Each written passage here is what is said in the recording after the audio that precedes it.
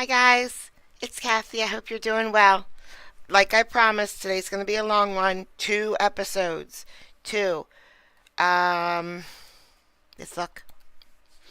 So I want to finish the 100th video today. That would be awesome. Um, and that will finish February 17th. So we should be done with Phillips today. Today we'll be done with Phillips. Good, bad, or in between. Here we go.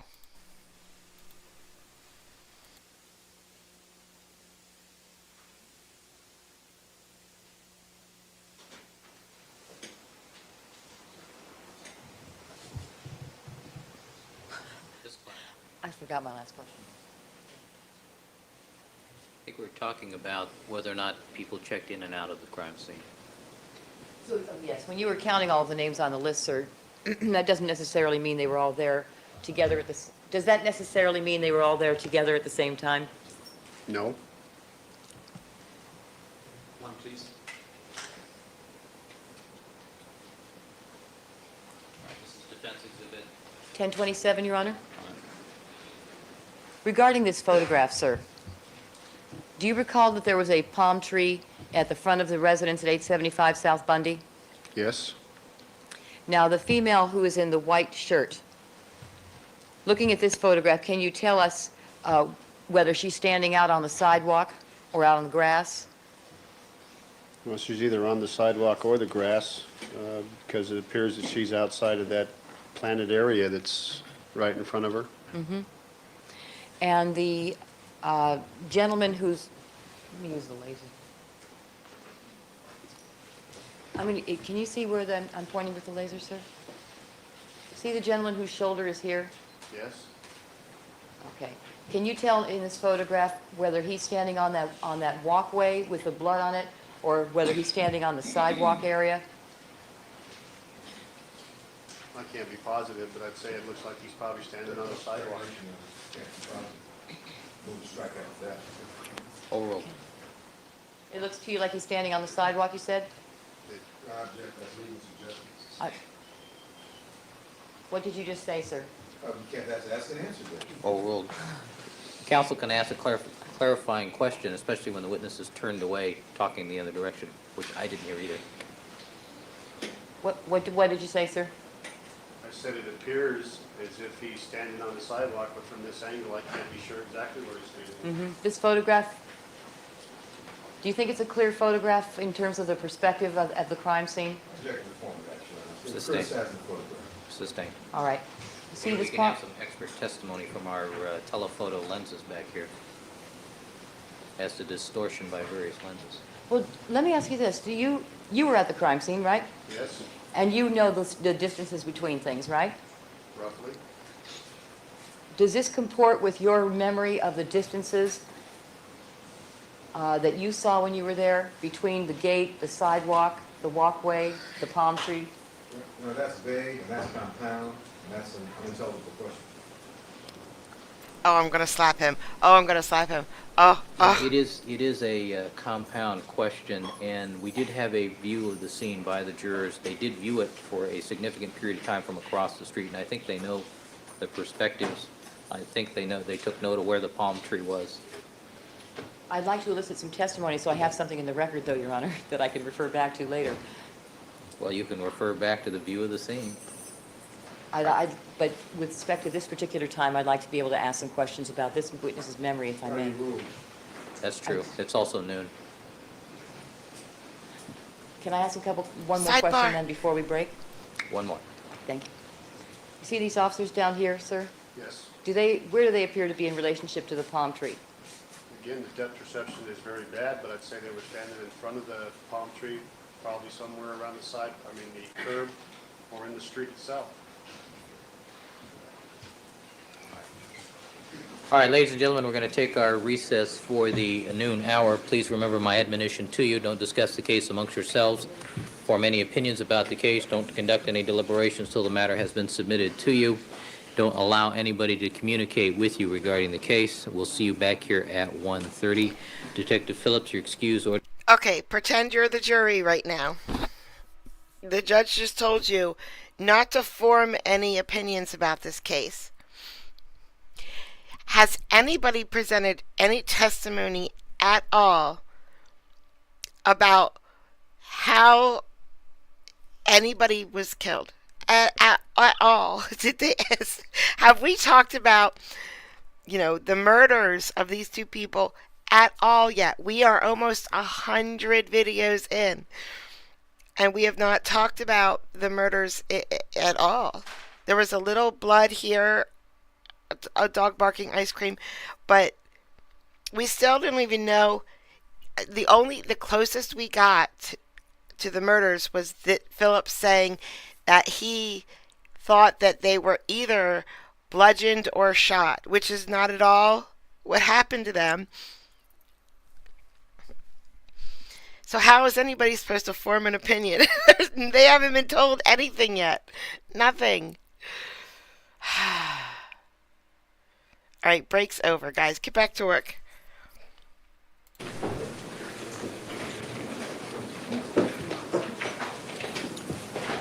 All right, back on the record in the Simpson matter.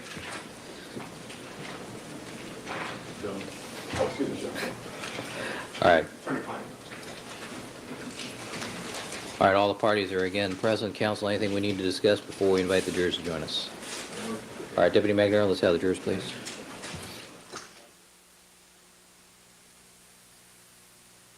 It's all foundational, but man, we're 100 videos We've in. now been rejoined by all the members of our jury panel. Good afternoon, ladies and gentlemen.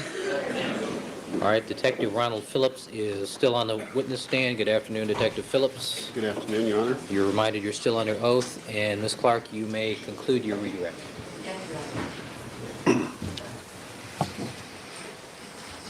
Where was that picture?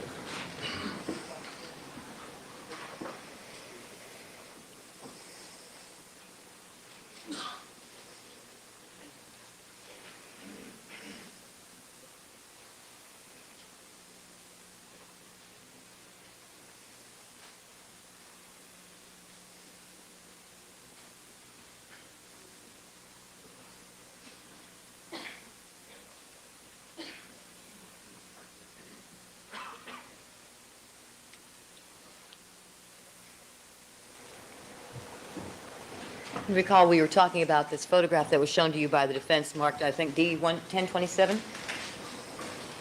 Yes?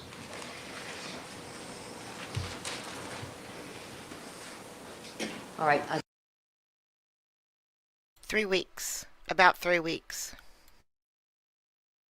I think when you left off, you were indicating that the police officer is shown in the right hand of May I get down, Your Honor? Yes. You were indicating that these police officers, I'm indicating with the laser light, you believe were standing either on the street or on the curb in front of the location? Well, That mistakes there, because then you tell us what you say, about recapitulating after lunch. Overruled.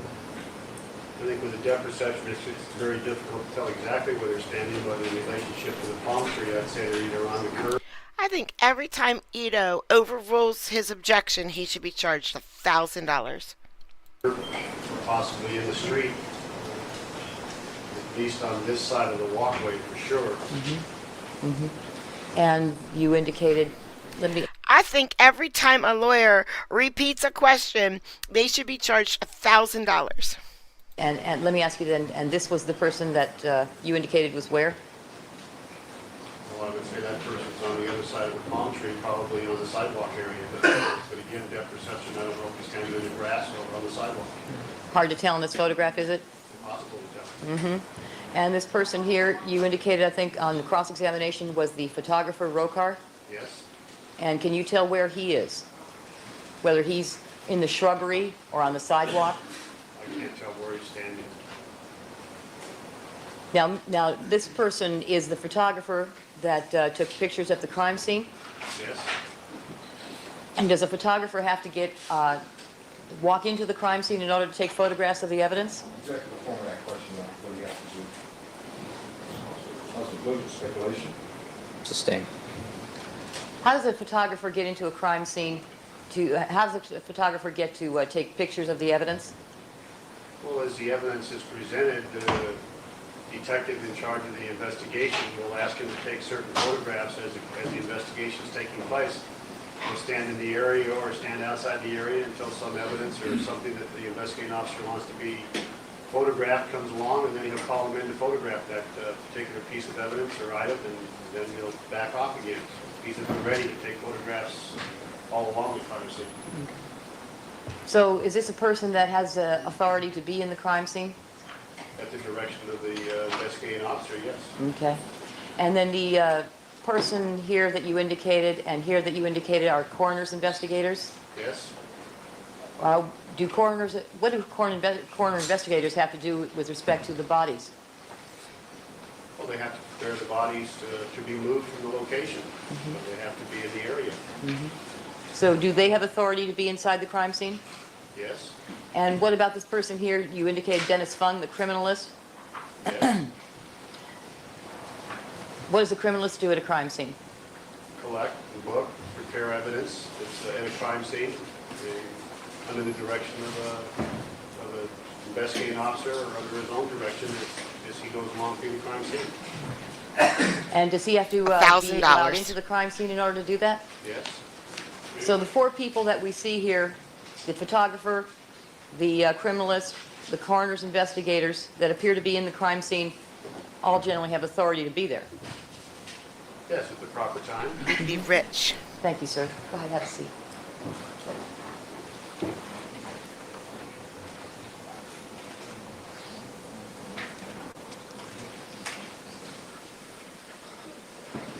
Now, who's permitted to touch the body or do anything associated closely with the body of a homicide victim? Well, the coroner's office is the only one allowed to touch the body and actually go through the pockets of the body and pull anything out of the pockets or off the body of the deceased. Homicide detectives don't do that. We don't move the bodies until the coroner's office arrives, and they actually do the moving of the body. And they're the only ones allowed to move the body, are they? Yes. Your Honor, can you cut this is the People's 46. Two, please.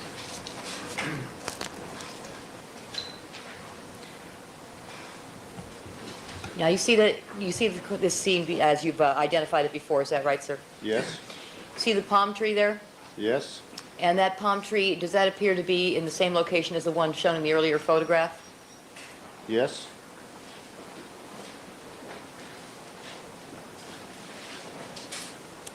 So someone...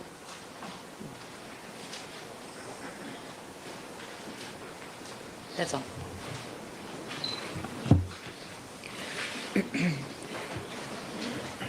Now, let me ask you something, sir.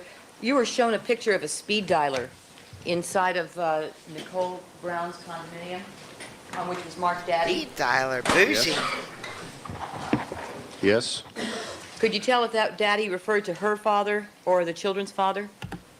It's not speculating here. If you can tell from the, if you can tell from the photograph, if he can tell from the photograph, but he said he'd never seen it before. That's right, so it's Right, relative so- to- No, it's all right. If he can tell from the photograph. Can you tell from the photograph who Daddy is? No, sir. If you had known that that was Mr. Simpson's phone number, would you have dialed it? No, Why not? because I wanted to try and make the notification in person.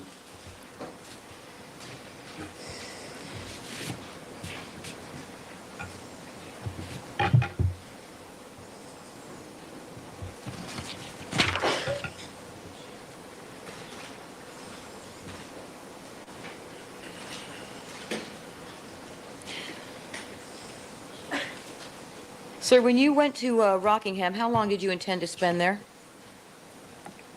Yeah, I think that's This is foundational, Your Honor. Overruled. As short a time as possible. I mean, we went there. his answer, He hasn't... Sustain. He asked him that question. And you went there, why? Well, I went there to make a notification and to assist Mr. Simpson if he needed any assistance whatsoever. I needed to have his children picked up at West LA Station. I was going to offer him that service. I was also going to ask him, or at least try to make efforts that he did not go to the Bundy location to see that scene. Was it your intention to return to the Bundy scene? After Rockingham? Yes. No.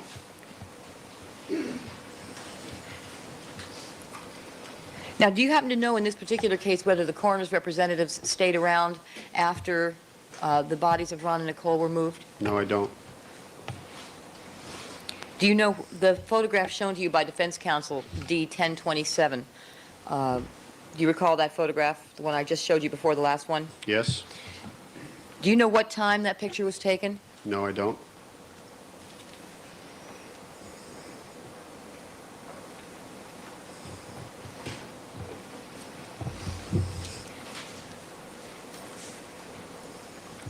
All right, you indicated that you spoke to Kathy Randa on the telephone, sir?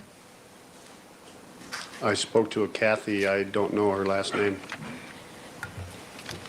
Before you spoke to her, when you asked Arnell where her father was, and she told you that she didn't know, was that... This person's objection is about hearsay. This is what he's already testified to based upon his subsequent actions. Hearsay is not clear to me. He testified to it on direct and cross, Your Honor. After he spoke to Arnell, what's the question?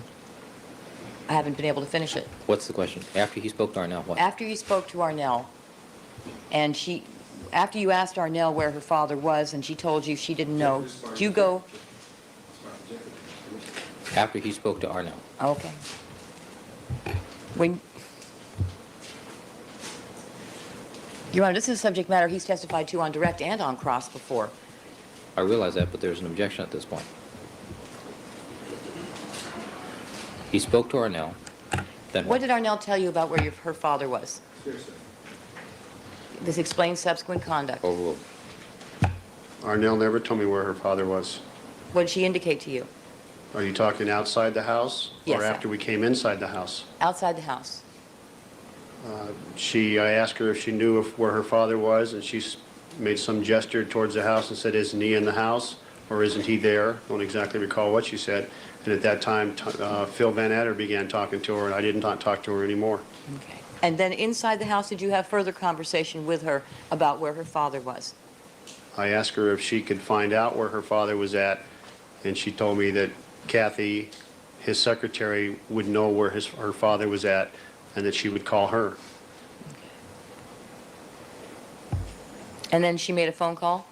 Yes? And then you spoke to Kathy, is that what you testified to earlier? Yes? When you spoke to Kathy, did you tell her the defendant's ex-wife had been killed? I believe I mentioned, not to Kathy, no.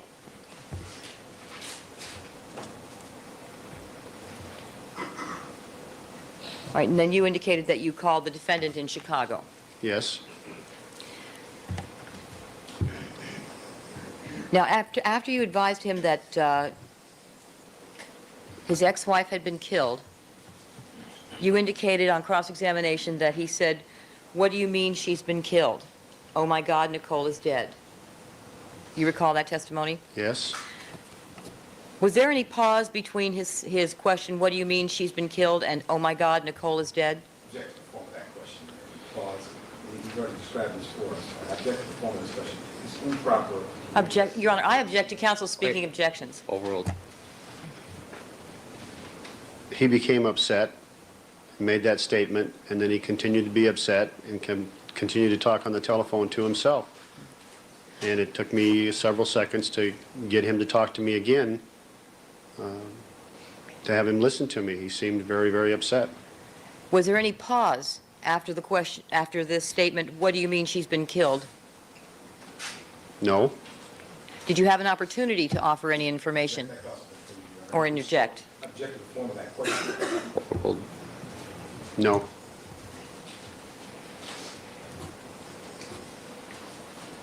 And did he ever repeat, "What do you mean she's been killed" after that one time? No, he just kept repeating over and over again that Nicole had been killed. Did he ever ask about the children before you brought up that subject, about where they were? No, eventually when I got his attention again is when I mentioned the children. And you have to remember this conversation took place very quickly. He was talking and I was talking, and everybody was a little bit excited. But you were the one who brought up the children first. Well, I told him, I says, Mr. Simpson, try to get a hold of yourself. I have your children at the police station. Okay. And at that point, he asked you, why are they at the station? Yes?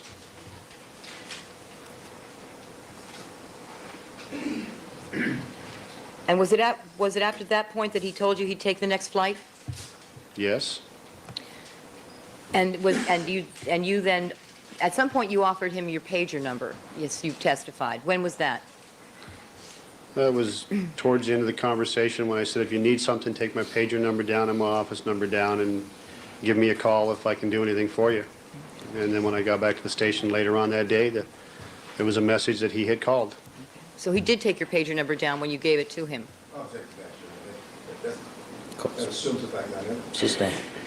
But after you gave the pager number, he did in fact page you. As I said, I gave him my pager number and my office number. He did not page me. He called me at the office, left a message through the desk personnel at the office, and that's the pink slip I got as a message that Mr. Simpson had called.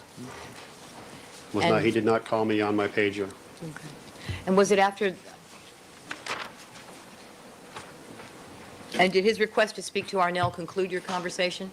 Yes, I did not talk to him again.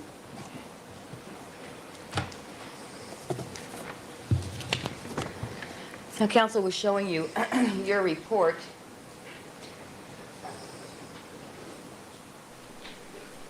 I'm going to show you... He's already said all this a couple times. I don't know what's going on. I don't know why they're allowing this.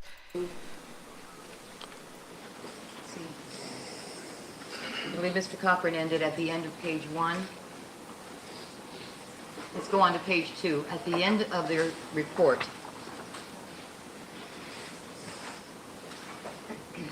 ask you to read that. To himself. Yes. As he's doing. Shut up.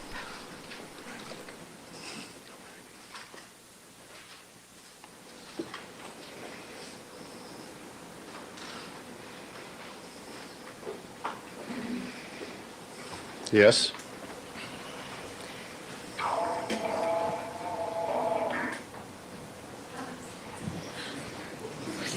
I didn't do that.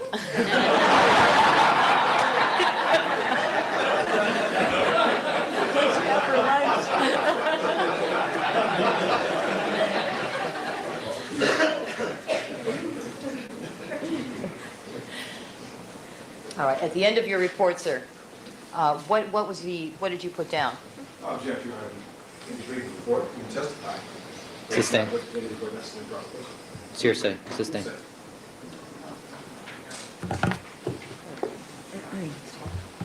It's also been asked and answered, it's also It has not been No. asked and answered. Your I've Honor. already sustained it as hearsay.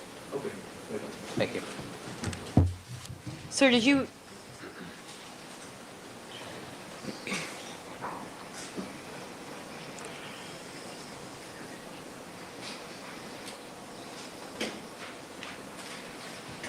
When you informed the defendant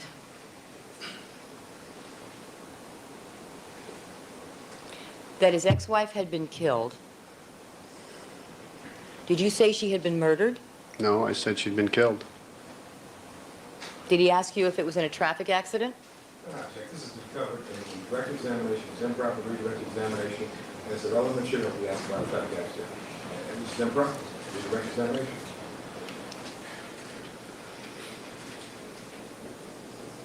Overruled. No? And did you find that to be unusual, sir? Object to that, Your Honor, that's unusual. Object to that, there's no standard. Sustain. All right. Have you made any notifications to next of... Excuse me, counsel, we're getting a little sloppy on the speaking objections on both sides here. So no, trust me, on both sides. So at this point, make your objection, state one of 12 recognized legal grounds to object. I'll rule. If I need an explanation, I'll ask for it. Thank you. Proceed. How many notifications of death have you made to next of kin in your years as a police officer and detective? I don't know, far too many, I'm sure. Couple hundred.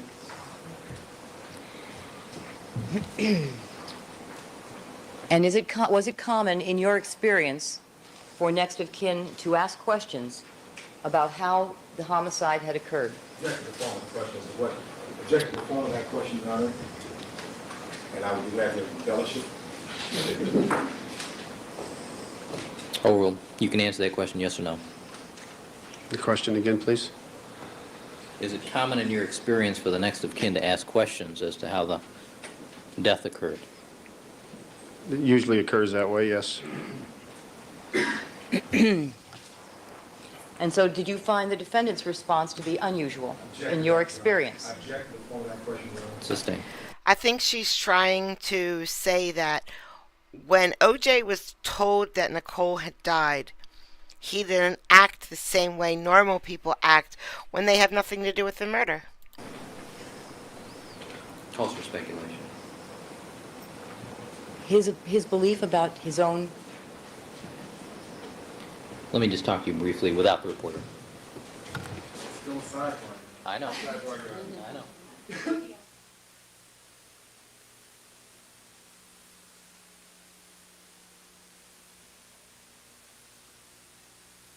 Oh, just punch him. When he walks up to you, right there, punch him. Bam!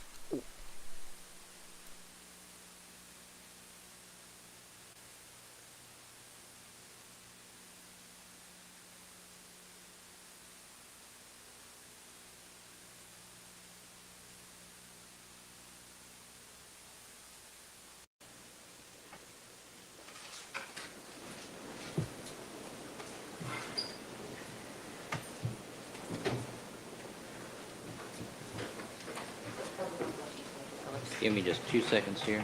Sure.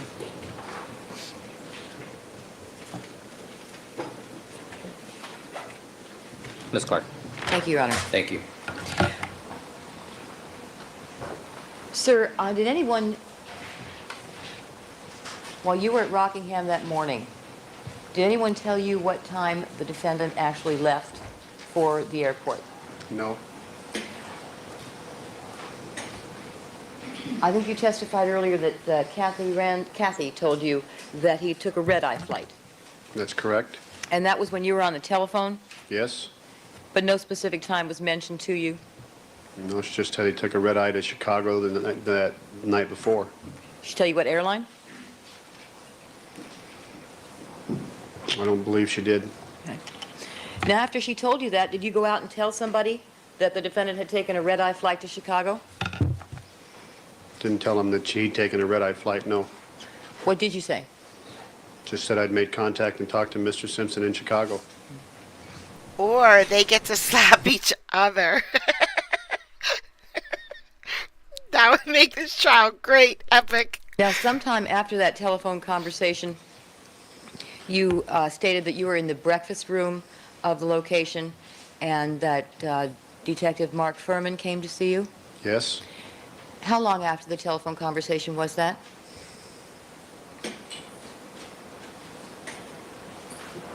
Five minutes, no more than 10 minutes, somewhere in that area. Okay. Was he anywhere near you when you were having the telephone conversation? No. He came walking in from the outside. Was that what you testified to? Yes. When you made contact with him, did you tell him that you just heard the defendant took a red-eye flight to Chicago? No. What was your conversation with him when you saw him in the breakfast room? He wanted to talk to me. He wanted to show me something. So I went with him and he showed me what he wanted to show me. It was basically his conversation explaining to me what he had found. And did you tell him anything about your conversation with Kathy? I may have mentioned to him that I made contact with Mr. Simpson. I suppose that might have happened, but that would have just been in passing. Just that you talked to him? I'm sure I told everybody there that sometime or another that I'd made contact with him.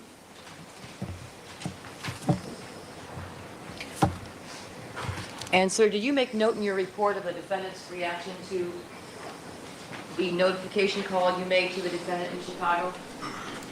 This was a long time ago for him. Okay, Imagine, pretend you worked yesterday if you didn't work, but think of work yesterday. Could you answer these questions if this was your job yesterday? What did you say to him? Exactly what did they say? What time did Bob tell you that the coffee was ready?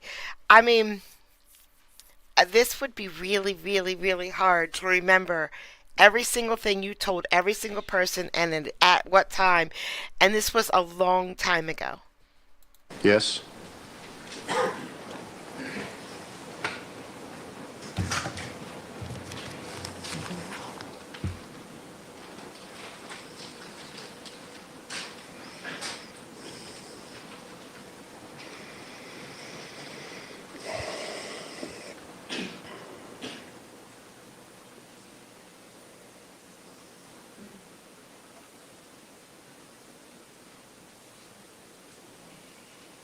Thank you. I have nothing further.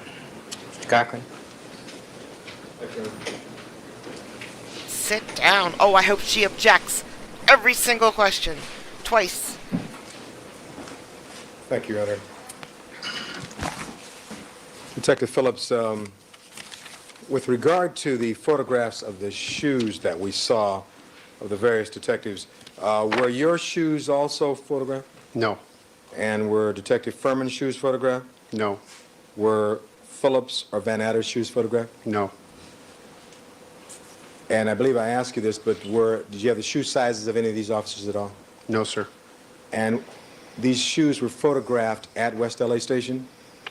Yes, it was done in an interview room in West LA Station, and most of them were done with the officer wearing the shoe and just putting his foot up onto a table. Do you have a log indicating what days those shoes were photographed on? No, as I said, it occurred over several days, 3 or 4 days, because the officers have days off, and there were several officers to do, so I just put a list down in the watch commander's office that when you come to work, come see Detective Phillips. Is it true that most officers have at least 2 pair of shoes? I have no idea. How many? You didn't wear uniforms very much back then, but when you last wore a uniform, did you have more than 2 pairs of department issue shoes? No, I've only had 1 pair of uniform shoes at a time. All right. If one of the officers who testified here, for instance, Risky, indicated he had 2 pairs of shoes, was there any memo ever given to the officers to take a picture of the shoes you were wearing on June 12th or June 13th? I asked every officer that came up if they had the shoes on that they wore on June 12th to June 13th, and I believe every one of them had the same shoes on. But these officers had continued, as far as you know, had continued to wear these shoes for whatever period of time before they took the photographs, which we saw. Is that correct? Yes, sir. In other words, they weren't all taken the same day. Some were taken within a week. Is that correct? Over a period of 3, 4 days, 5 days, maybe even. Now, you said that in response to one of Ms. Clark's questions that it is unusual to have a double homicide in the Brentwood area. Is that correct? I think it is, yes. And in the time you've been out there working in homicide, you've had obviously a number of homicides out in that area also, have you not? Yes. And you've had some double homicides out there also, have you not? I don't recall. Well, we've had murder-suicides where one person kills somebody and then kills themselves, and that would be a murder-suicide, but that's... You've had cases where you've had 2 bodies, and you had to investigate it and make a determination, right? Yeah, murder-suicide. Okay, that'd be 2 bodies, right? Yes, sir. At least 2. That would All not right. be a double homicide. All right. And in that connection, when you talked to the coroner's office, there was nothing which prohibited you from saying, we have a double homicide, I'm going to call you back later, all I want to do is get some numbers and give you the first call. You didn't have to say, we have a double homicide in Brentwood and it involves O.J. Simpson, did you? Well, they asked me what I had, and I told them I had a double homicide, and because I would have told them if I hadn't had a double homicide, I would have told them I had a murder-suicide. All right. But the point I was asking you, there was no requirement in your regulations for you to say that you had a double homicide involving O.J. Simpson's ex-wife, was it? There is nothing. Now, that's something you volunteered, isn't that correct? Yes, yes, it is. And would you agree with me by your saying that that tended to exacerbate the interest in this case, at least in behalf of Mr. Willis, who you shared this information with? Well, it was a two-edged sword. It was going to come back to haunt me either way. Right? But we don't know how it would have been if you hadn't told him, do we? No, we don't. Because you told him, didn't you? Yes, I did. All right. Now, on this job that these officers work in West Los Angeles, we're not going to ask you the job, but this was a moonlighting job that a number of officers worked on in West Los Angeles. Is that correct? No, Well, some officers worked on it. just Mark Furman and myself, I believe, were the only ones from West Los Angeles that worked up there. There are other officers who worked there, though? Yes, sir. All right. Other LAPD officers, I mean. I believe they're LAPD, I believe they're LASO, I Sheriffs. believe there's some retired from other jurisdictions also, How'd you find out about that job? through a mutual friend. All right. And then you went, did you go first, or did Detective Furman go first? I believe that the individual who got us the job took over a situation that already existed, and there was several of us all hired at the same time, maybe 10 or 15 of us all hired at the same time, the same night, as far as going to an orientation, and then we started our shifts. So I think we all started at the same time, and I'm not positive Mark Furman was in that initial group, but he probably could have been. If he was not in the initial group, did you tell him about this particular position? No, he also knows the same individual. All right, so you both knew about it, and you both started working on this job, and you worked for approximately a year on that job at least, right? Yes? All right. Now, it's true, is it not, sir, that pursuant to the Los Angeles Police Department homicide manual, evidence should be booked as soon as possible, and under no circumstances should evidence be retained by a particular detective in the course of that investigation. Isn't that true? Well, I wouldn't know what circumstances you were talking about. Each detective handles his own cases his own way. All right, maybe I'm wrong, but this is cross-examination. Hi, Mom. This is cross-examination. So, or redirect. On redirect, aren't you only allowed to go over what you've already went over in direct? So, why is he bringing up this now? This is, I don't know. Well, you wouldn't want to, and you're, as an experienced LAPD detective, you wouldn't carry evidence home, would you, that you picked up at a scene? Cedes the scope. Cedes the scope of redirect. I would ask the court to allow me just for this one question to ask that question, Your Honor. Counsel opened with regard to the shoes. Thank you, Judge. It's the same.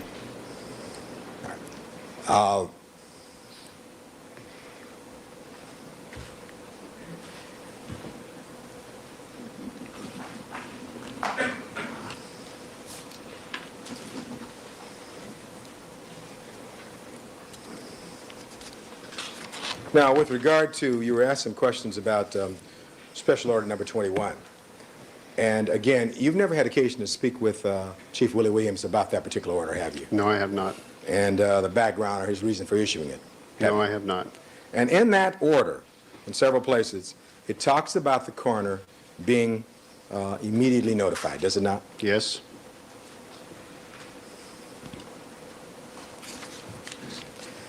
Would you agree with me that for the coroner to arrive at a scene 9 hours after the discovery of bodies, if that is not immediate under any stretch of the imagination?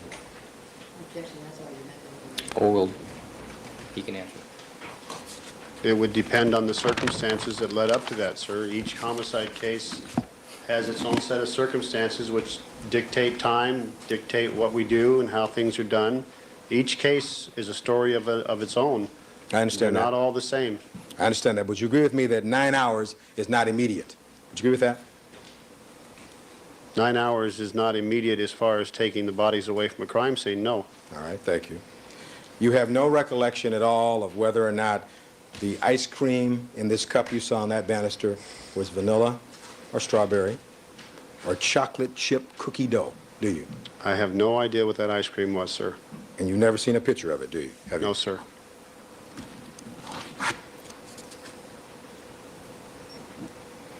Now, with regard to just a question or two regarding Defendants 1027.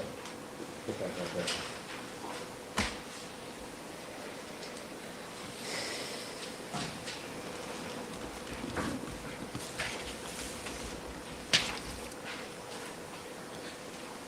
In Defendants 1027, you're not able to see in Defendants 1027 where that yellow tape is, can you? No, sir.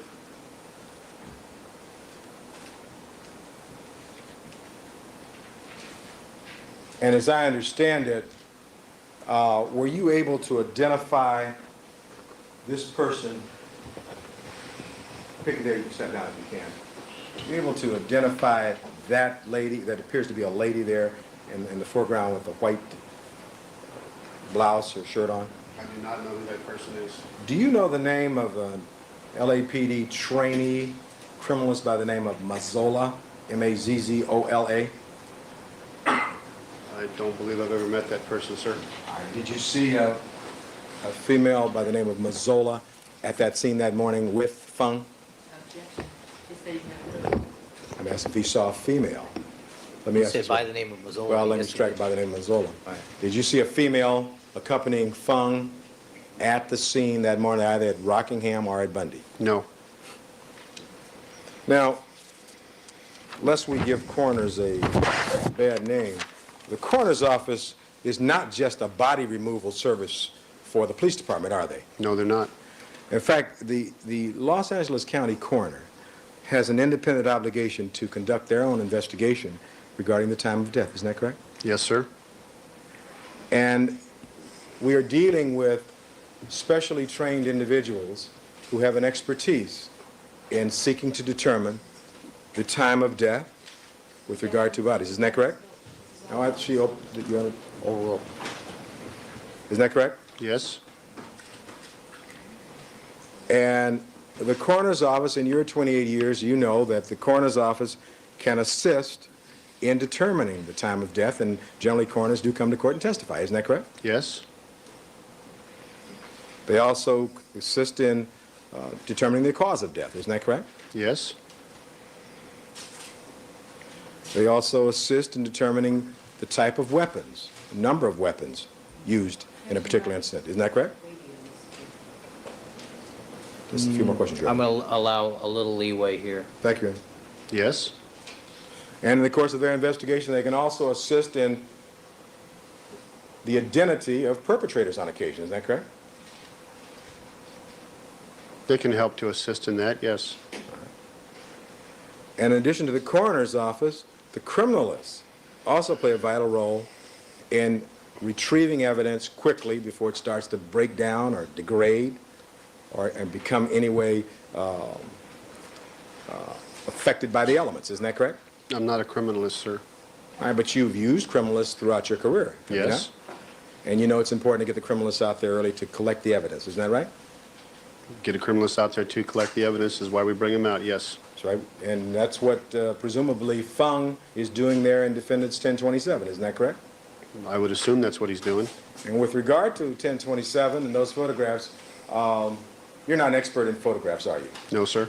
And when you were being asked all those questions about where people were standing, you're just giving us your best estimate. Isn't that correct? Yes, sir. In the final analysis, that photograph speaks for itself. Isn't that right? Sustained. Well, that's probably correct, Your Honor. I'll withdraw it. Thank you. But our guess is as good as yours regarding that photograph. Isn't that correct? Where people were standing? Sustained. That's argumentative as well. All right, Your Honor. Maybe we'll have one of our experts from the back row tell us what that is.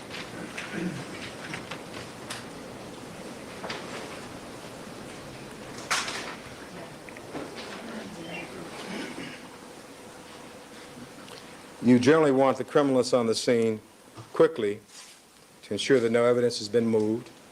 Isn't that correct? You want the criminalists on the scene as soon as to you're make- ready for them to conduct whatever the job is you're asking them to do. As soon as possible, right? As soon as you want them on, as soon as possible. And in this case, the criminalists came after the coroners came, right? As I previously stated, sir, I don't know when the criminalists came. Yeah, I But think you- we're okay. beyond the You scope. you may be right, Your Honor, in that regard. Now, lastly, with regard to the phone conversation to Mr. Simpson in Chicago, that was the reason why you went over to his house. Is that correct? Yes? This was a phone conversation of no more than 1 minute. Is that correct? I didn't go there to make a phone conversation. I Well, went to there to make make a notification. notification, yes. To him, right? Yes. And in the course of this, you've described for us that Mr. Simpson said to you, "What do you mean she's killed?" I doubt Recall it. that? Yes?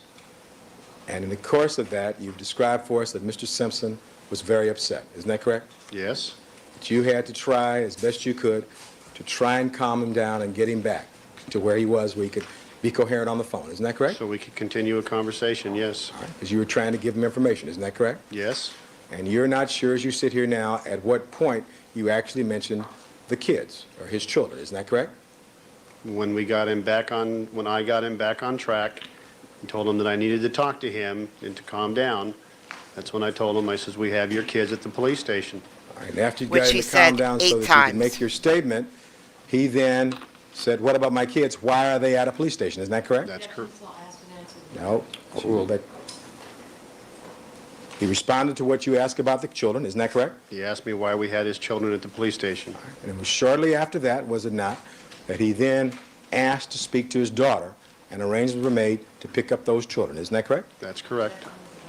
And you never asked him to come back to Los Angeles. He volunteered to come back on his own. Isn't that correct? Told me he was coming back on his own, yes. And you described for us, I think, graphically, this was a short conversation. Isn't that correct? Yes? And everybody was very excited. Isn't that correct? Well, yeah, I think so. And you were excited? I think so. Mr. Simpson was excited? I think so. Arnell was excited? Yes? Well, objection, Ms. states the evidence are null and not part of the conversation. Oh. Arnell was excited? Well, I could tell she was upset. She was crying. Behind me, she was talking to Detective Lang. Thank you very Excited, much. or, Thank you. You will not be upset if I don't ask you any more questions? no, sir. Okay, well, thank you. I have nothing further, Your Honor. Ms. Clark?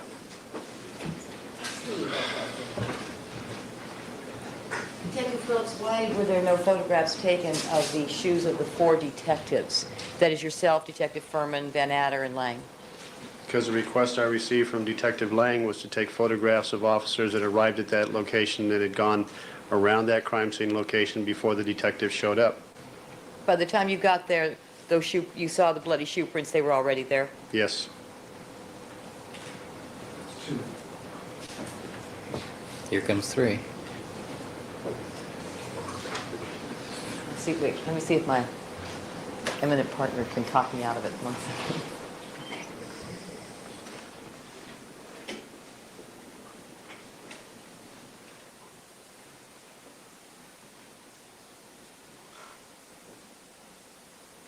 Good night, my love. See ya.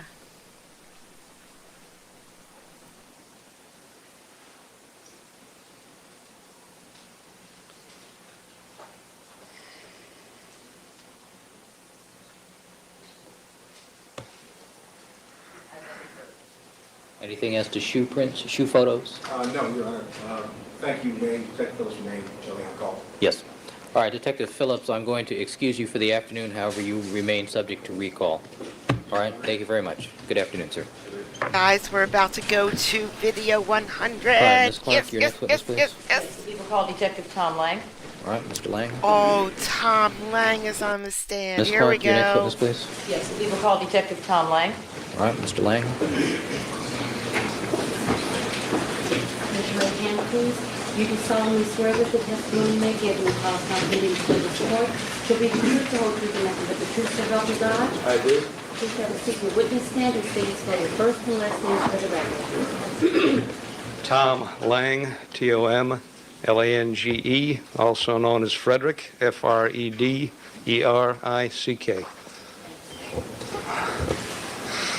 Frederick is his first name, his last name, or a nickname?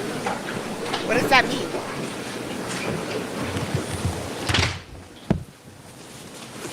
Do people also call you Frederick? That's one of our names, yes. I Absolutely. never knew.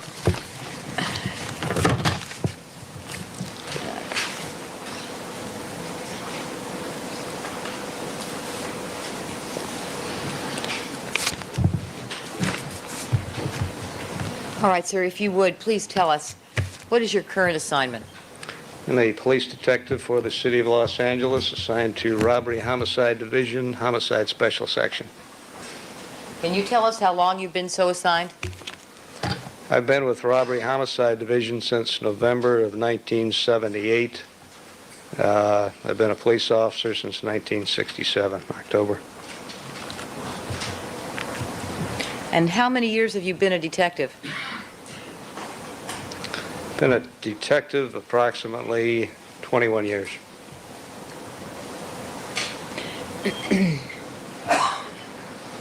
Now, you're currently a detective, aren't you? Yes.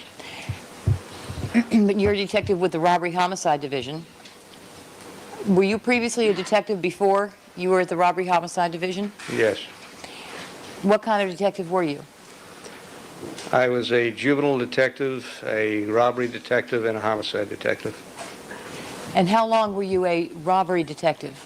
Approximately 1 year. And how long were you a homicide detective before you went to Robbery Homicide Division? Approximately 3 years.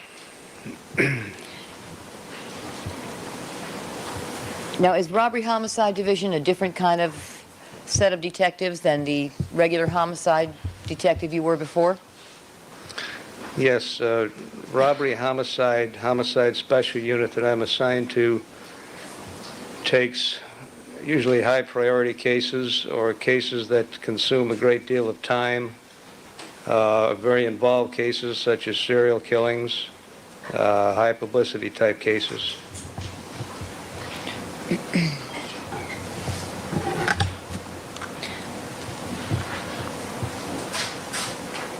Now, can you tell us, sir, then what are your duties specifically in the Robbery Homicide Division as a detective? Well, I'm a homicide detective. I investigate homicides, generally of a high priority nature, high profile nature, serial killings.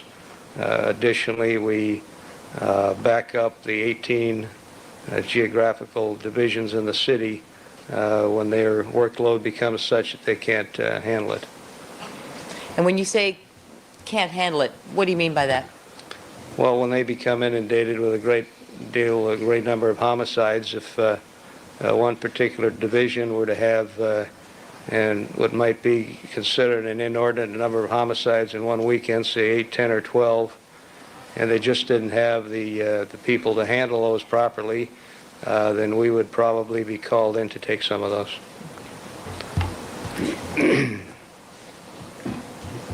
Now, at what point were you assigned to this particular case? I was notified at home at 3 a.m., approximately 3 a.m. on June 13th. And at what time did you arrive at 875 South Bundy? At approximately 4:25 a.m.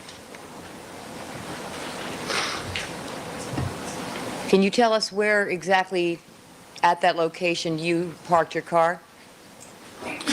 Yes, I parked on Bundy, on the east side of Bundy, south of Dorothy.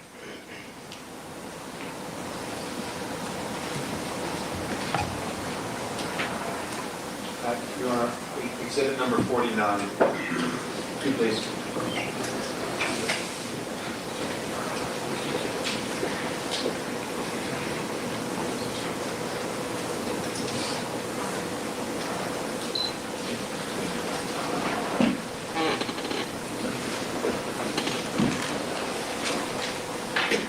All right, so do you see the location in the photograph on the monitor right now? Yes. Do you recognize that location? Yes, it appears to be looking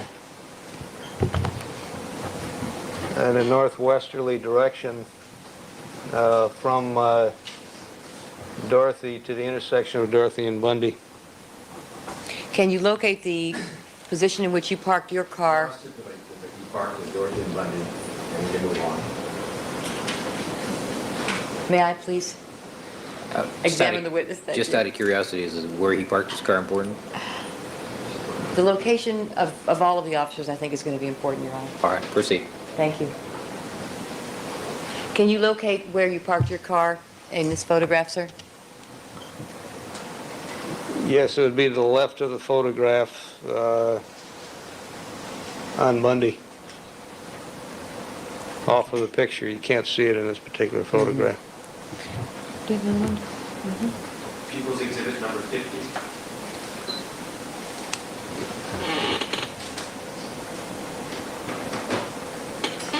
Can you tell us the location we're looking at in this photograph, Your Honor?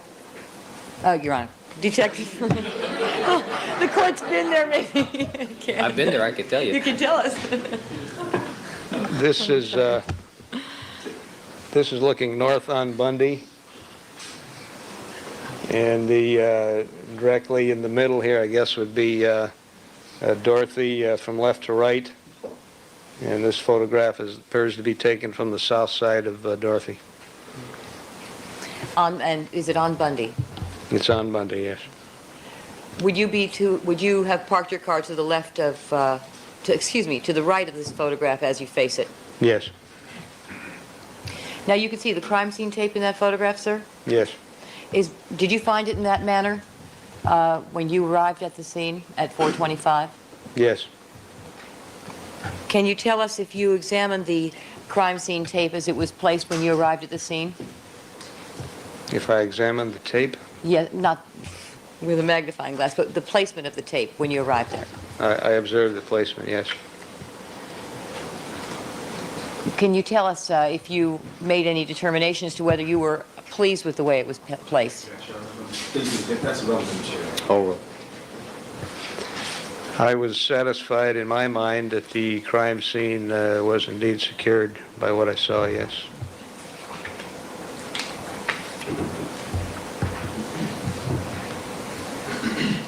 So after you parked your car, what'd you do? I approached the intersection, walking through the intersection to the vicinity of the black and white that you see in the center of the photograph, where I was met by Lieutenant Rogers, my officer in charge of my unit, and Detective Van Adder, Detective Phillips, and Detective Furman. Did you have a conversation with them, sir? Yes, I did.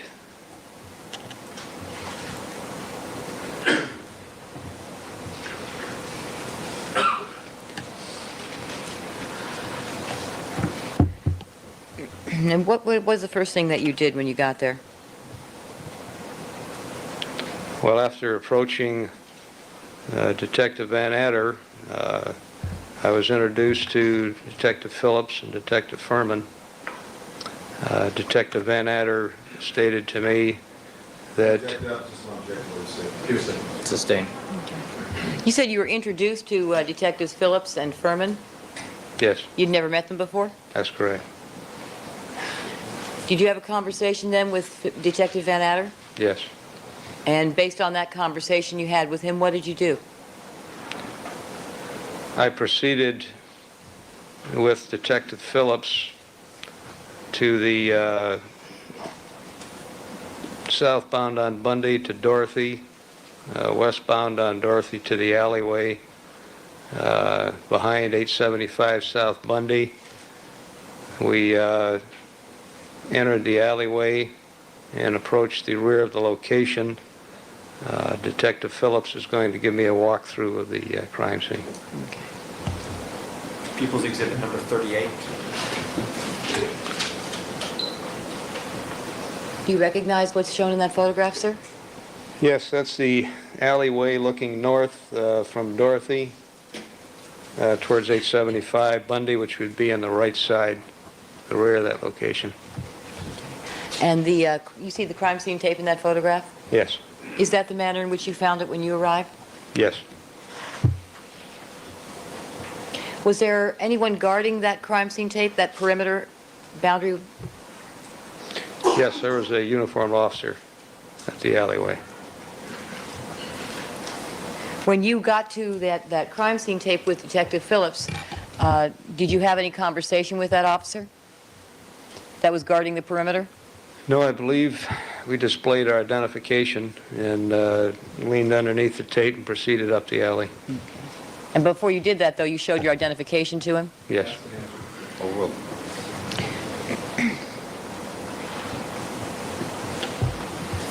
All right, then what did you do?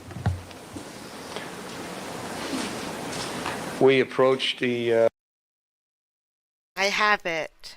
So Bill even covers me up. See? Watch. Hold on. Hi.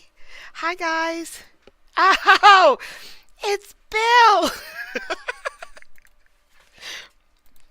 rear of the location Detective Phillips and I, and began to enter the garage that was open at the rear of that location. As we did so, Detective Phillips pointed out a black Jeep, a vehicle that was parked in the driveway, and mentioning something to the effect that the vehicle belonged to one of the victims who lived at the location.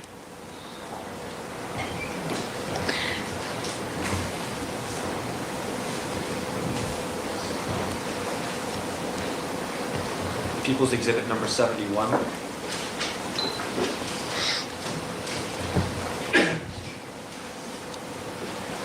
Sir, do you recognize what's shown in that photograph? Yes, it appears to be the black Jeep that I spoke of. Okay. And then you indicated there was another car?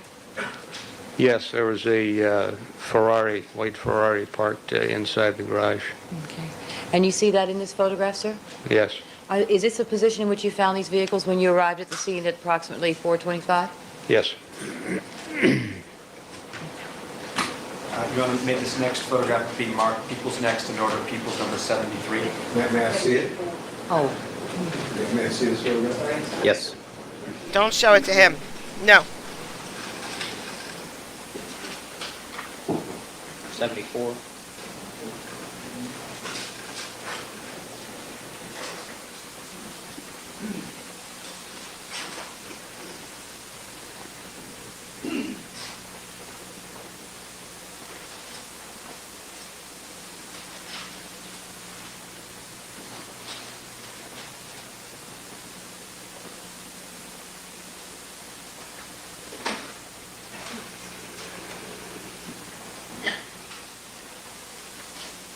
It's not an objection. He just wants to see the photograph first.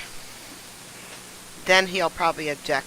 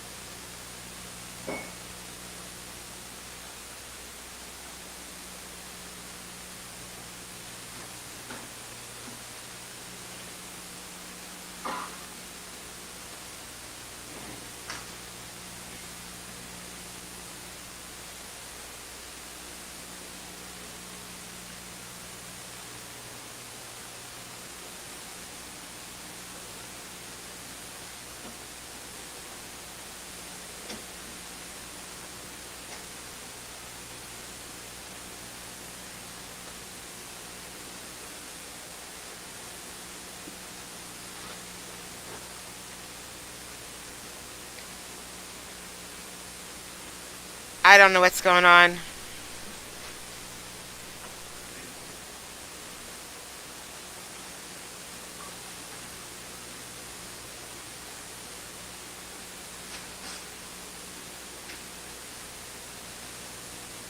We're working on it, Nancy. We're working on it.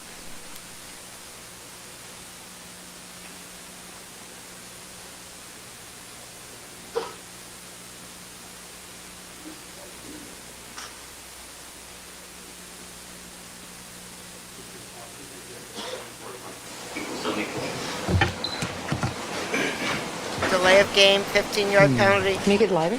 Can you make it lighter? Let's put it on the Elmo.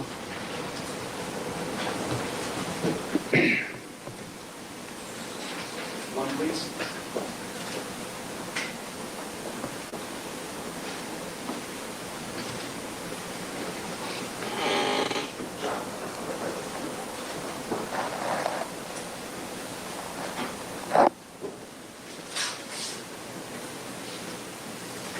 Can you tell us if you recognize what you see in this photograph, sir?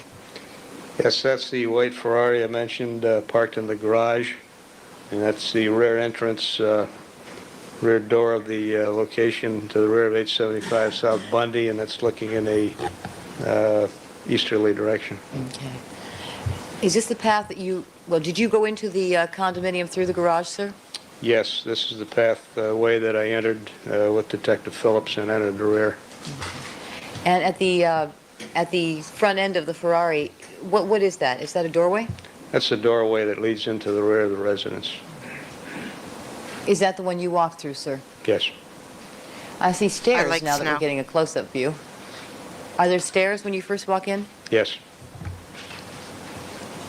Tell us what you saw when you went in through that door, sir, went up the stairs. I entered up the stairs, and to the left was a banister on which I observed a Ben & Jerry's ice cream cup. It was pointed out to me by Detective Phillips. To me, it appeared to be melted or melting. I asked Detective Phillips Pothole if that season. had been observed earlier. He stated, Hearsay. Sustained. He gave you some information about the observations of the first officer on the scene. yes. Did you observe what kind of ice cream that was? No.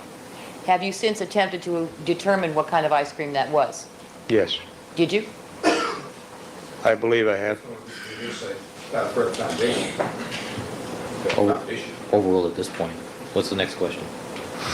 That was it. I believe I have. All right, thank you.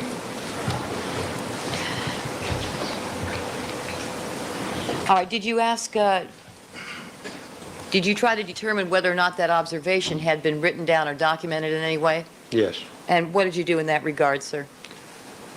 I requested of Detective Phillips that he have the officer who originally observed the ice cream to document what he'd observed in his report. What'd you do next?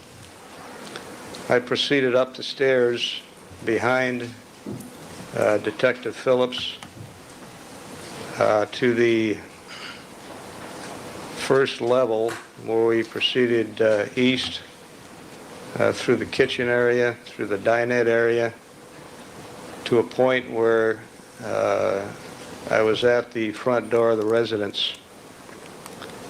As I began to go through the front door, I was stopped by Detective Phillips, who stated to me, Check. Hearsay.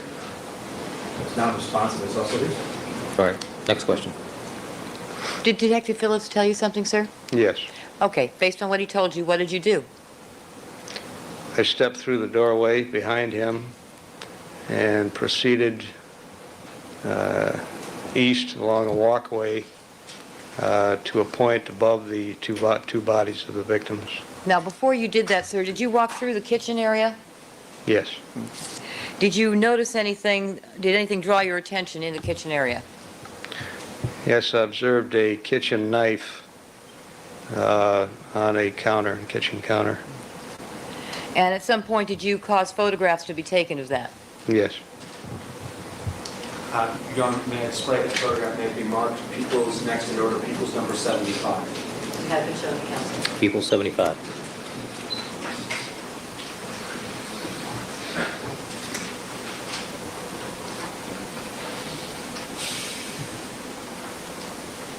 You recognize what you see here, sir? Yes. That appears to be the knife. That you were just describing to us? Yes. And is that in the location and condition in which you found it? Yes. Close up. Your Honor, may I display a photo? May it be marked People's next in order, People's 76. People 76. Again, sir, can you tell us if you recognize what's in that photograph?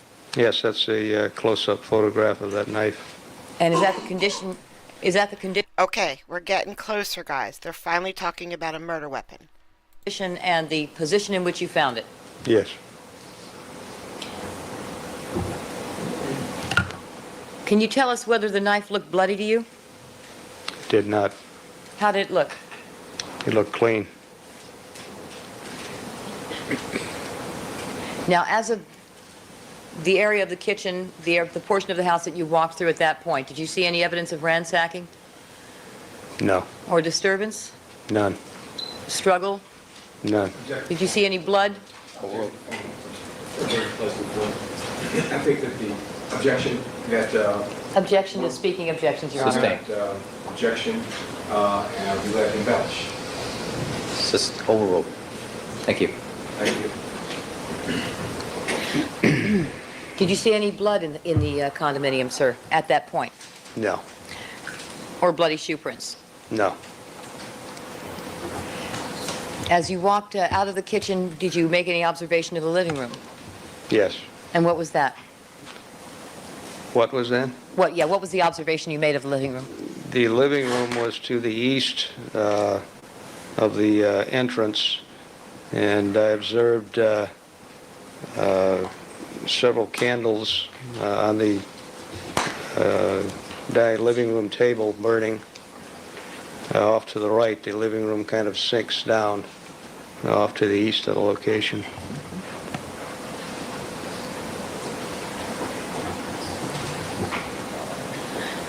And then where did you go? Proceeded through the front door with behind Detective Phillips. Was the front door open or closed when you got to it? It was wide open. Did you receive any information from Detective Phillips as to what position the door was found by the first officer on the scene? Yes, Correct. Did you receive that information? yes, Your Honor. Next question. Now, before you actually stepped outside, did you have a conversation with Detective Phillips? Yes, And before you stepped outside, did Detective Phillips point anything out to you? yes, he did. What was it he pointed out to you before you stepped outside the door? He stopped me as I was going through the door and said, "Be very careful." Just a moment, just hold on. Seriously, non-responsive. Non-responsive. That's not hearsay, though. No, it's non-responsive. It's what he pointed out, not what he told me. Thank you, Your Honor. He pointed out what appeared to me to be bloody shoe prints. Okay. And did he tell you something with respect to those bloody shoe prints? Yes, he said that Just a moment. Yes, is the answer. Correct. What did he tell you? Objection. Hearsay. It's not going to be offered for the truth of the matter, Your Honor. Hearsay relevant material. Sounds like hearsay to me, unless you want to embellish at the sidebar. No, no. Wait. Let me-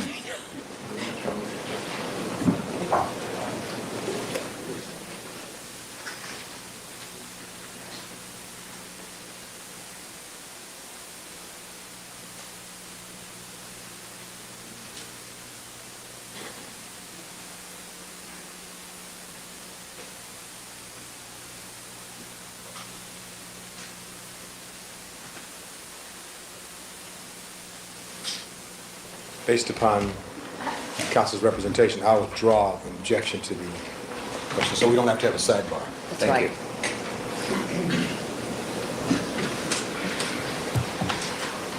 What did Detective Phillips say to you, sir? Detective Phillips stated to me that there were bloody shoe prints on the walkway, along with blood droplets, to be very careful where I stepped. And at that point, he pointed towards them from right to left. And were you using your flashlights at that point, sir? There was a porch light on right above the front entrance. At that point, no, I had my flashlight with me, but there was sufficient light at the doorway where I didn't need one. So was there enough light for you to be able to see to avoid the evidence? Yes. What did you do next? I proceeded behind Detective Phillips, eastbound on the walkway, to a point on the stoop just above the two victims. Now, first of all, when you walked east, did you just say that you saw bloody shoe prints? I observed what I believed to be, what appeared to be bloody shoe prints, and I observed two separate, what appeared to be blood drops.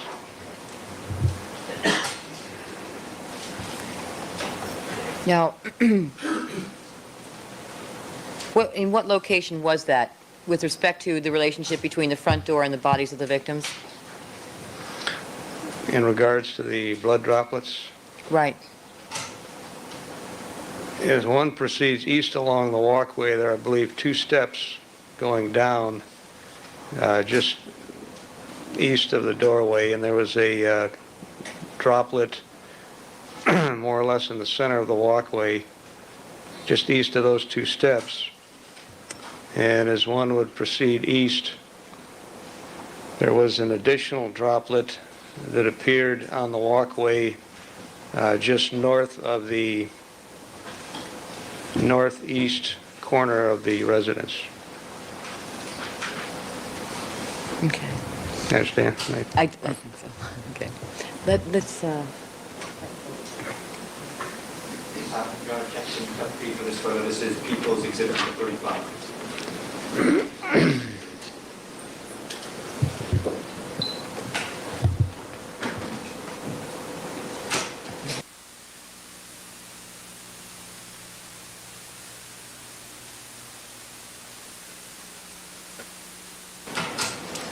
that's all right, Jonathan. Okay, you indicated you saw then, were these 2 blood droplets separate, sir? Yes. All right. And you saw a bloody shoe print? Where in relationship to, Overruled. where in relationship to those 2 blood drops did you see the bloody shoe print you've indicated? I saw what appeared to be bloody shoe prints moving westerly. The blood droplets were to the south or towards the building of the shoe prints. Then did you walk to one side of that evidence, sir? Ms. Leading suggested, you can tell us where you are. That's leading. Just Mildly bleeding. Okay. How did you walk? Okay. Where did you walk? I walked to the right as you're going east, or to the south side of those shoe prints. And did you stop at some point? Yes, I stopped at a point on the landing above the 2 victims. Now, was that your first view of the crime scene, sir? Yes, Was Detective Phillips with you? yes. Did he point out anything with respect to one of the victims? Yes, he did. Now, did you receive some information concerning the identity of one of the victims? Yes. And what was that information? That the victim was believed to be Nicole Brown Simpson, the former wife of O.J. Simpson. All right, now, Jonathan, can you please cut the feed, Your Honor? People's Exhibit number 35.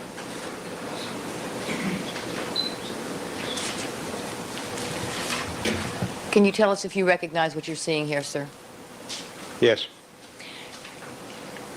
And tell us how.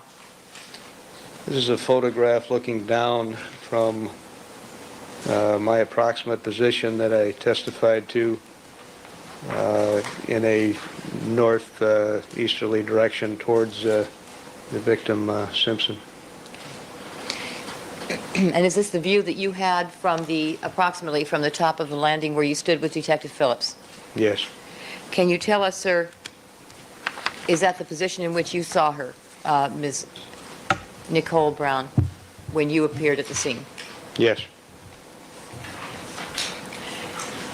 And from that position, were you also able to see the body of Ron Goldman? Yes. Were you able to see any evidence from that position, sir? Yes. And what were you able to see? I observed a white envelope in the dirt between the 2 victims. I observed what appeared to be a dark brown or black leather-appearing glove, and appeared to be a blue knit cap in the dirt area near the feet of victim Goldman. Now, the lighting in that particular area where you saw that evidence of the glove and the cap, can you describe it for us? There was no direct lighting on that particular area. There was basically indirect lighting. Was it dark in that area? Yes. Without the aid of your, well, let me ask you this. Were you using your flashlight to see the glove and the cap, sir? Yes. Without the aid of your flashlight, were you able to see that evidence? I could probably make out a form, but I perhaps couldn't identify what it was. Was there a plant near that evidence, sir? Yes. And where was it in relationship to that plant, the evidence? The glove and the knit cap were beneath the leaves of the plant.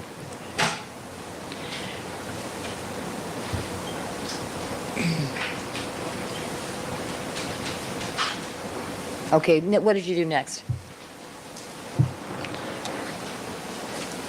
I proceeded with Detective Phillips west on the walkway, observing other, what I believe to be bloody shoe prints moving in a westerly direction, back west towards the front door,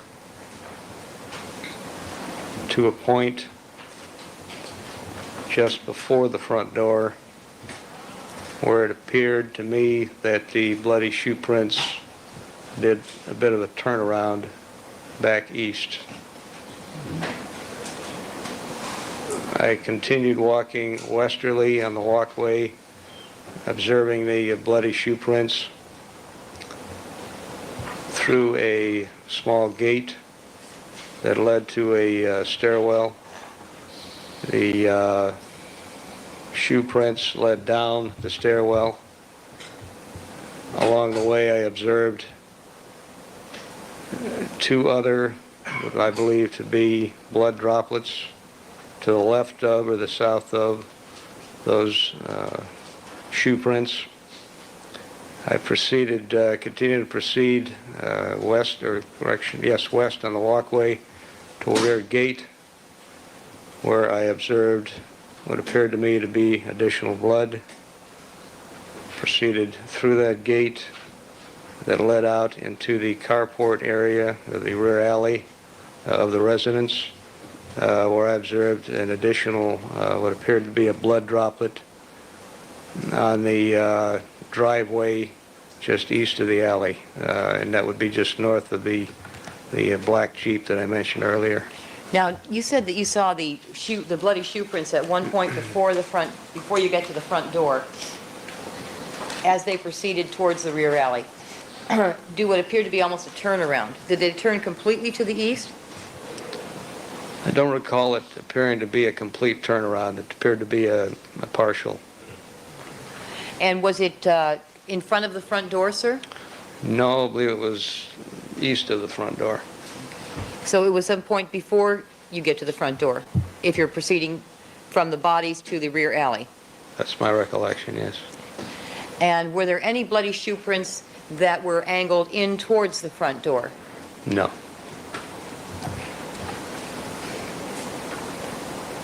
At the area of the front door, did you see any bloody shoe prints at all? The only shoe prints I saw there appeared to walk right by the door, going westerly on the walkway. Going West- Right by the front door, yes. and towards the rear gate? Yes.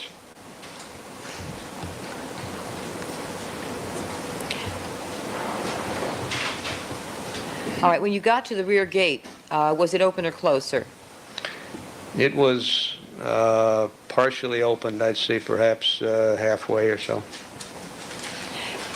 Can you recall at this point at what point the shoe prints faded out?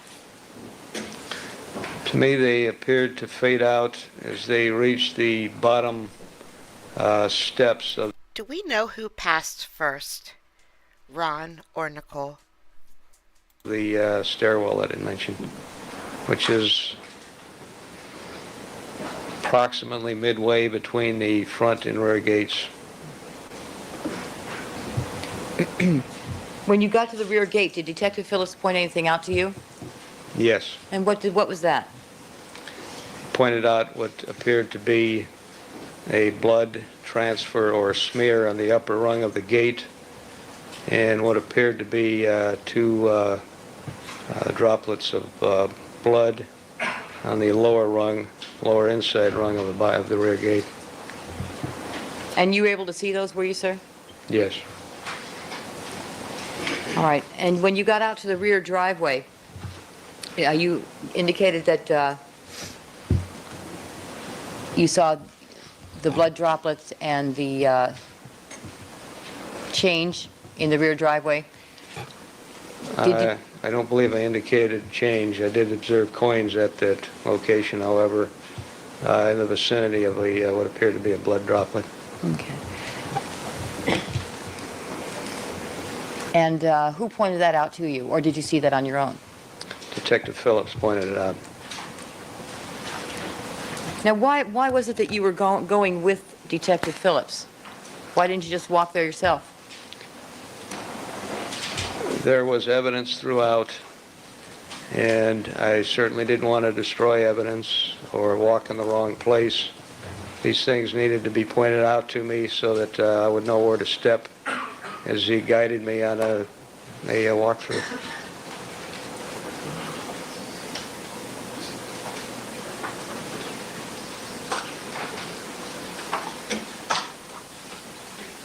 Is that common procedure, sir?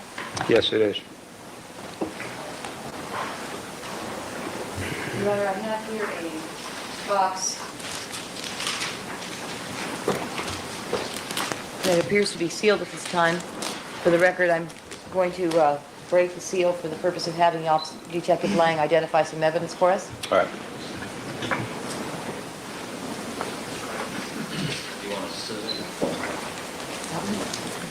You want a knife or a scissor? She just asked for a knife in the OJ trial.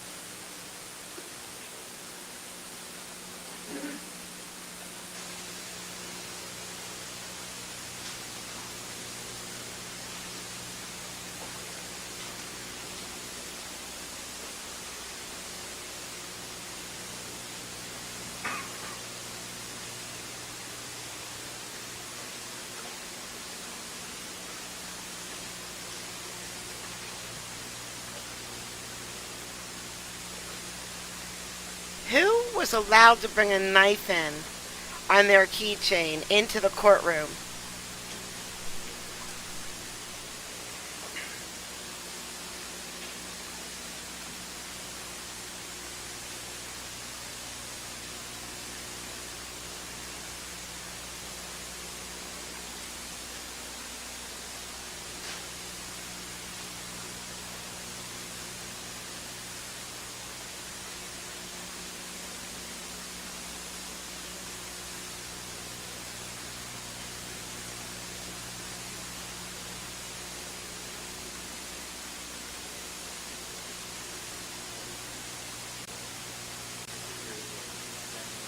Cat just knocked my camera out. Are we leaving at 3 o'clock today?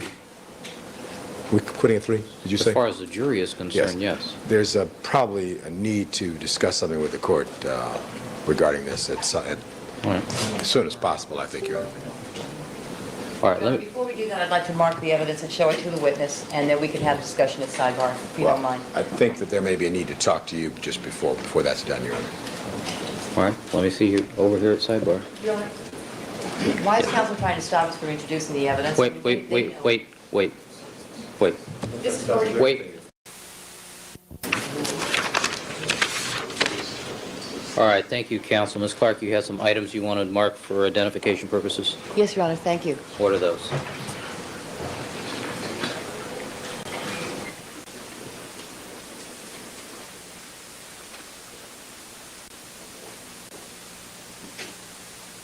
I can't get my camera back on. It's gone. My cat killed it. Your Honor, I removed this manila during the huddle. I removed the envelope that is a manila envelope from a sealed plastic bag, which contains slides. The cardboard items are slides, and this brown bag, which is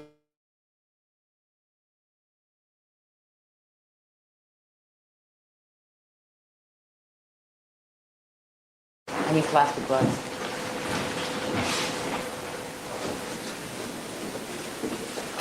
Mrs. Robertson, as usual, is prepared.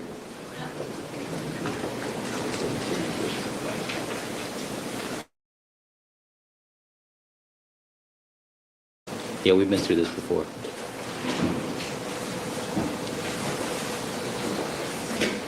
And we now have bags as well. Do you want to mark that larger manila envelope and its contents? Yes, Your Honor. The larger manila envelope contains a brown bag, which contains a blue cap. What I'd like to do is place the cap into a plastic bag and the glove into a plastic bag, if it pleases the court. All right, Mrs. Robertson, do we have some clear plastic bags?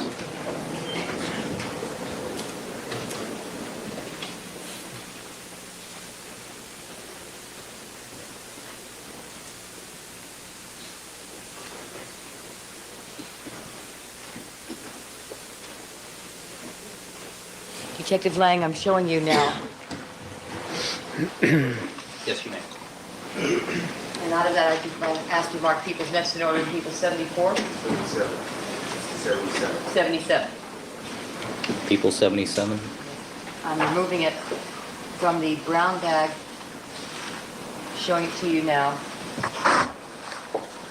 without touching it, sir. Can you tell us if you recognize the item that I've just shown to you marked as people 77?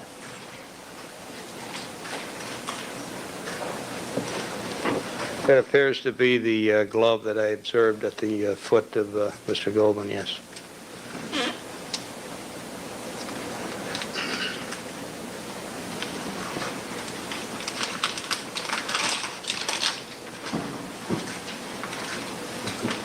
The glove. Finally, the glove.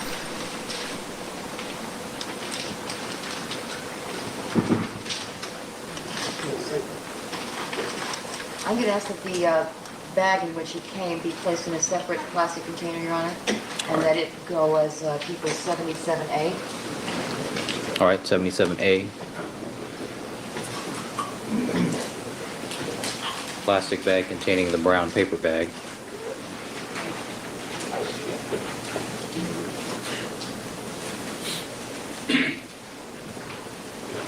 I'm showing you now the contents of this brown paper bag, sir. We'll remove them, place it on top of the bag, and ask you. Excuse me, Mr. Cochran, I think Mr. Douglas needs to talk to you. Sir, do you recognize what's shown to you there? Yes, that also appears to be the blue knit stocking cap I observed near the glove. At 875 South Bundy? Yes.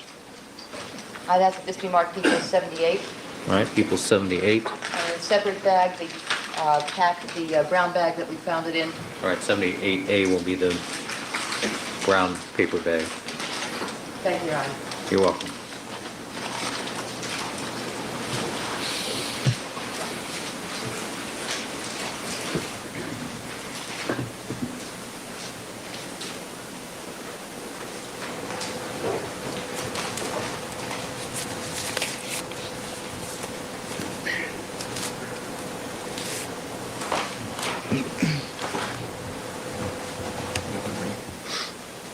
I'm so happy this happened during the 100th video.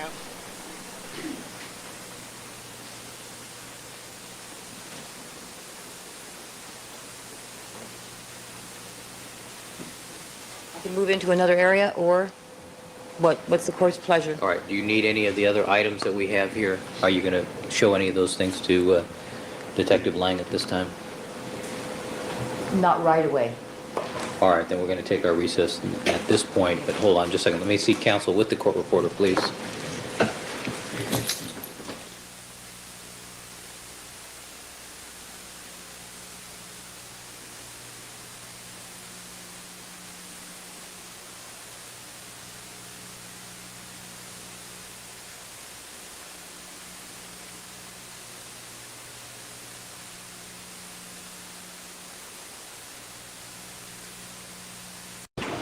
All right, thank you, counsel. All right, ladies and gentlemen, we're going to stand in recess for the weekend at this time. Please remember my admonitions to you. Don't discuss the case amongst yourselves. Don't form any opinions about the case. Don't conduct any deliberations on the matter till it has finally been submitted to you. Do not allow anybody to communicate with you regarding the case. All right, we'll see you back here, as I'm sure the bailiffs have told you, and if you recollect that Monday is a court holiday, President's Day, and we'll see you back here on Tuesday, 9 o'clock. All right? Thank you very much. And Detective Lang, you are excused until Tuesday, 9 a.m. Thank you, sir. Concerned for the week. Mr. Hodgman, Mr. Blazier, is there anything we need to put on the record? And Mrs. Clark, you are going to repackage those items that you just introduced, or that you just identified? Yes, there is no issue with respect to that. I just wanted to indicate which goes to what. The brown bag I'm holding here. Wait. Anything we need to do to be done to change I'm not going to touch anything. I'm identifying. Identifying. Relax, Mr. Scheck. It's okay. All right? People get excited. Would you like to have replaced? Really? She was literally just touching it. The bag that's identified with the number 38 on it, I'm going to leave this for Mr. Clark to do. Was identified with the number 38 is for the cap. That's 78A. You mean 78? Right. So 78, which is the cap, is going back into 78A and into whatever container it likes. The glove was initially in, the glove that is 77 was initially in the bag contained in 77A, All right. which has the number 37 written on it. All right, the court noting for the record that the authorities dealing with biological evidence indicate that the placing in plastic containers is not the appropriate packaging material for biological evidence. Let the record reflect also, though, that none of these bags have been sealed. Noted. And then I'm handing it all over to Mr. Clark. Make the request that Mr. Scheck? gloves, they be placed back in the original packaging, and that the plastic bags that contain each item also be All right. preserved. Included in the packaging, certainly. I hope I don't have to be packaged, Your Honor. I'm handing Mr. Clark a pair of rubber gloves, Your Honor. All right, And I have noted. here also the plastic bag out of which we took the bag containing the ski cap, item number 37, still contains the slides of the hair and fiber that were examined by the defense and the prosecution. I'm going to ask leave of the court to place that back into the manila envelope that has the number 38 on it, and replace this item, this manila envelope, back into the box from which it was removed. All right. I would request that we reseal that and initial it and date it. Oh, yes, and if it might be okay, could we just show it to the defendant? Sure. Just show it to the defendant before you reseal it.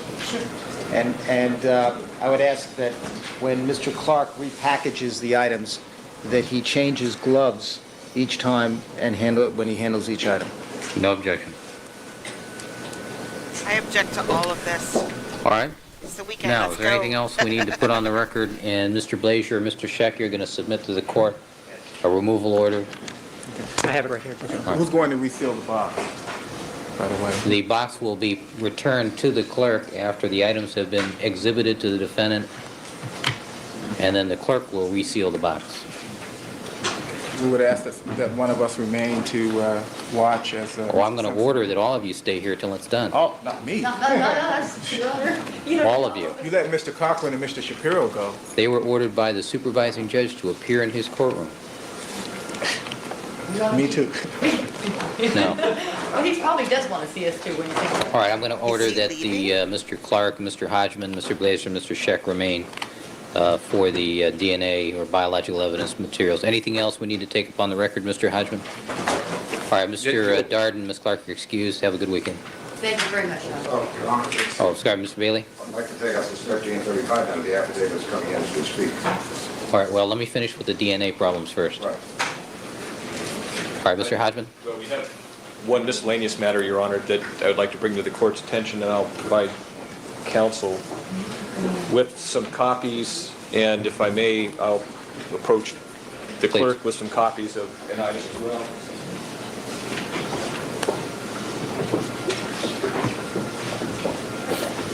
Madam Reporter, how are you doing?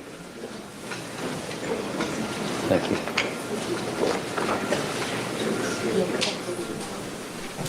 We're finishing out episode 100 with the B team.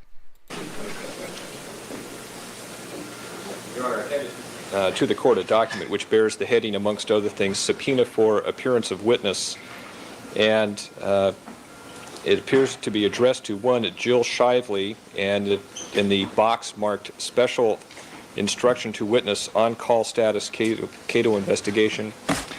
I'm here. This particular item was faxed to our office, and I want to tell this court, and I want to tell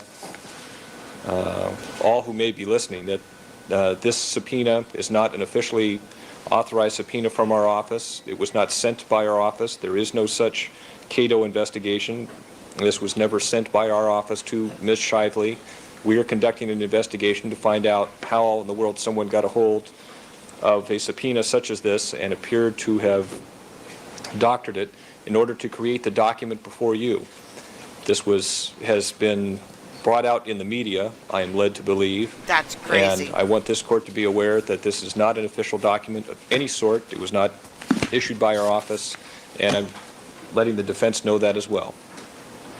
Interesting, the facsimile date on it and location. One from Orange County and two from West LA.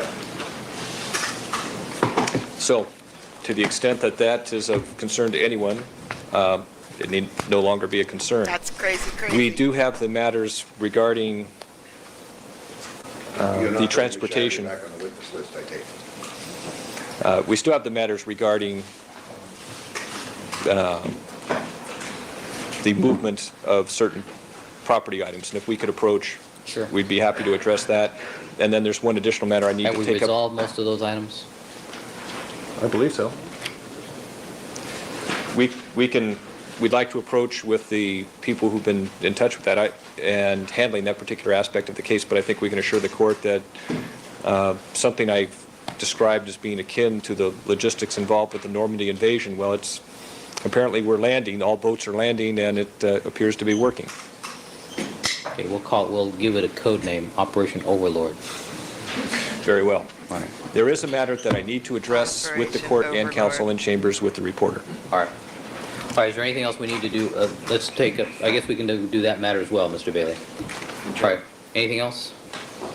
With regard, Your Honor, to the change in the bags to their original state, Yes. District Attorney Investigator Mike Stevens has been asked by me to perform that task. All right. And I'll allow counsel to observe that while we do that.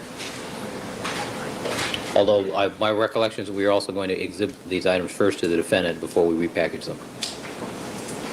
Very good. All right, then we'll stand in recess. I'll allow that to happen here in open court. And then counsel, when you're, I'm going to give the court reporter a 10-minute recess. When you're done with this, let me know, and we'll take up those other matters in chambers. All right, we'll stand in recess, 9 o'clock, Tuesday. Woo! I wish my camera was on, but it's not. I can't turn it back on for some reason. That's fine. We did it. We got through video 100. I am so excited, guys. Okay. Thank you so much for coming out today. I really appreciate it. I may or may not see you later, or I'll see you tomorrow if I wake up. No, just kidding. I will wake up. Oh, Sean, don't worry. You can just rewind it. Thank you so much, guys. It looks like with lying on this stand, it's going to get better. So, I will see you all again tomorrow. Have a great day. Bye.